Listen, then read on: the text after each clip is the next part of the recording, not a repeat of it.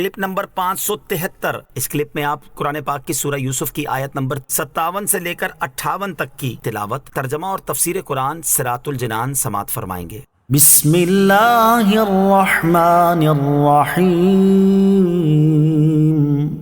اللہ کے نام سے شروع جو نہایت مہربان رحمت والا ہے۔ وَلَأَجْرُ الْآخِرَةِ خَيْرٌ لِّلَّذِينَ آمَنُوا وَكَانُوا يَتَّقُونَ۔ ترجمہ، اور بے شک آخرت کا ثواب ان کے لیے بہتر ہے جو ایمان لائے اور پرہیزگار رہے۔ وَلَأَجْرُ الْآخِرَةِ، اور بے شک آخرت کا ثواب تفسیر صراط الجنان میں ہے، یعنی آخرت کا اجر و ثواب ان کے لیے دنیا کے اجر سے بہتر ہے جو ایمان لائے اور پرہیزگار رہے۔ اس آیت سے ثابت ہوا کہ حضرت یوسف علیہ السلام کے لیے آخرت کا اجر و ثواب اس سے بہت زیادہ افضل و اعلیٰ ہے جو اللہ تعالیٰ نے انہیں دنیا میں عطا فرمایا۔ دنیا و آخرت میں اجر، اس سے معلوم ہوا کہ مومن کو اللہ تعالیٰ دنیا میں بھی اجر عطا فرماتا ہے اور آخرت میں دنیاوی اجر سے بہتر اجر عطا فرمائے گا۔ حضرت سفیان بن عیینہ رحمت اللہ تعالی علیہ فرماتے ہیں کہ مومن اپنی نیکیوں کا پھل دنیا اور آخرت دونوں میں پاتا ہے، اور کافر جو کچھ پاتا ہے دنیا ہی میں پاتا ہے، آخرت میں اس کا کوئی حصہ نہیں۔ اخروی ثواب حاصل کرنے کے لیے ایمان اور نیک اعمال دونوں ضروری ہیں۔ اس آیت سے یہ بھی معلوم ہوا کہ اخروی اجر و ثواب حاصل کرنے کے لیے ایمان کے ساتھ ساتھ نیک اعمال ہونا بھی ضروری ہیں۔ اس لیے فقط ایمان پر بھروسہ کر کے خود کو نیک اعمال سے بے نیاز جاننا درست نہیں۔ ہمارے بزرگان دین جن کا ایک ایک پل اللہ تعالیٰ کی اطاعت اور نیک اعمال میں مصروف گزرتا تھا، اس سلسلے میں ان کے حال کی ایک جھلک ملاحظہ ہو۔ چنانچہ حضرت ابراہیم بن ادھم رحمت اللہ تعالی علیہ نے ایک مرتبہ حمام میں داخل ہونے کا ارادہ کیا تو حمام کے مالک نے یہ کہہ کر منع کر دیا کہ وہ اجرت کے بغیر حمام میں داخل نہیں ہونے دے گا۔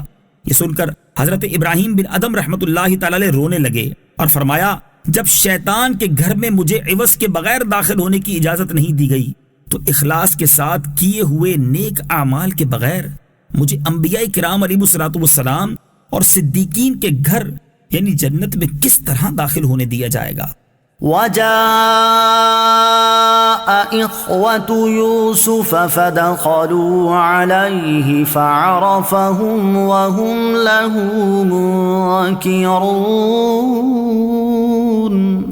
ترجمہ، اور یوسف کے بھائی آئے تو ان کے پاس حاضر ہوئے، پس یوسف نے تو انہیں پہچان لیا اور وہ بھائی ان سے انجان رہے۔ وَجَاءَ إِخْوَةُ يُوسُفَ، اور یوسف کے بھائی آئے۔ تفسیر صراط الجنان میں ہے، مفسرین فرماتے ہیں کہ جب قحط کی شدت ہوئی اور بلائے عظیم عام ہو گئی، تمام شہر قحط کی سخت تر مصیبت میں مبتلا ہو گئے اور ہر جانب سے لوگ غلہ خریدنے کے لیے مصر پہنچنے لگے، تو حضرت یوسف علیہ السلام کسی کو ایک اونٹ کے بوجھ سے زیادہ غلہ نہیں دیتے تھے تاکہ مساوات رہے اور سب کی مصیبت دور ہو۔ قحط کی جیسی مصیبت مصر اور دیگر ملکوں میں آئی، ایسی ہی کنعان میں بھی آئی۔ اس وقت حضرت یعقوب علیہ السلام نے بنیامین کے سوا اپنے 10 بیٹوں کو غلہ خریدنے مصر بھیجا۔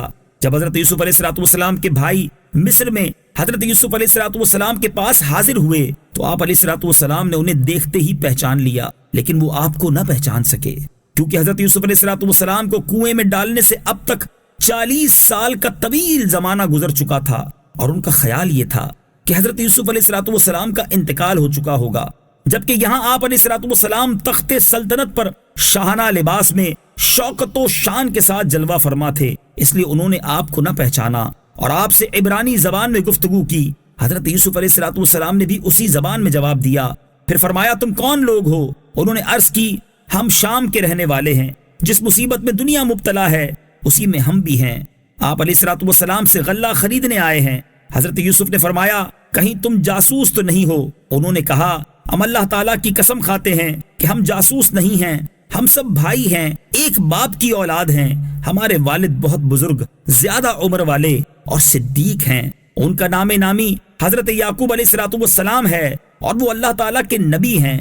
حضرت یوسف نے فرمایا، تم کتنے بھائی ہو؟ انہوں نے جواب دیا، ہم 12 بھائی تھے، لیکن ایک بھائی ہمارے ساتھ جنگل گیا، وہ ہلاک ہو گیا تھا، تو والد صاحب کو ہم سب سے زیادہ پیارا تھا، حضرت یوسف علیہ السلام نے فرمایا اب تم کتنے ہو؟ عرض کی 10۔ پھر فرمایا 11واں کہاں ہے؟ انہوں نے جواب دیا وہ والد صاحب کے پاس ہے، کیونکہ ہمارا جو بھائی ہلاک ہو گیا تھا تو اسی کا حقیقی بھائی ہے۔ اب والد صاحب کی اسی سے کچھ تسلی ہوتی ہے۔